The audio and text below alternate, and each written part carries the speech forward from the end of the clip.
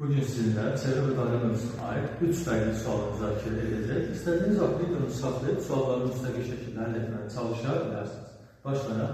Birinci sualımız, o çevrenin mərkəzi daxil bucaq 100 dərəcə 2 bərabər vətər verilmişdir və bizdən alfa bucağından soruşur.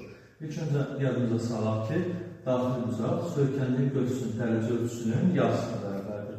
Əgər bu daxil bucaq 100 dərəcədirsə, ölçümüz olacaq 200 dərəcə. Həmçinin diametrik çevrənin 2 bərabər hissəyə bölünür. Yəni biz 180 çıxsaq, yerdə qalar 20 dərəcə.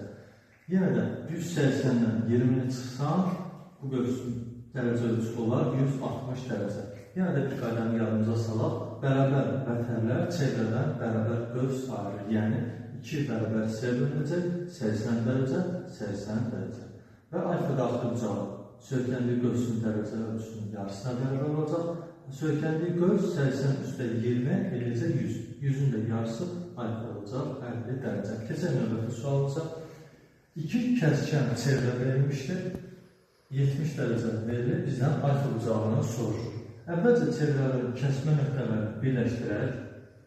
İndi isə böyük çevrəyə diqqət yetirsək, çevrənin daxilindən düz qabarıq dörd bucağı çəkilmişdir. Bilirik ki, biz çevrə daxilinə görə qabarıq dörd bucağı çəkilirsə, o zaman qarşıq bucaqların cəmi 180 dərəcə. Yəni 70 dərəcədirsə bura, bu qarşıq bucaq olacaq 110 dərəcə.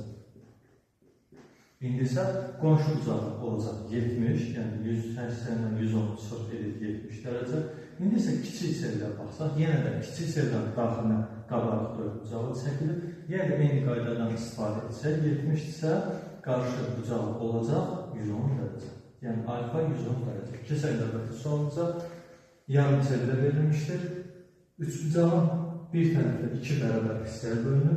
Kəsmə nöqtəsi ilə bizdən alfa bucağından soruşur.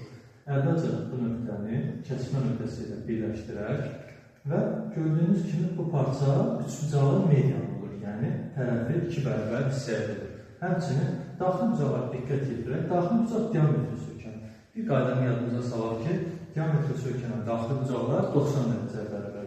Yəni, bu parça həm də bucağın tərəfinə perpendikulyardır.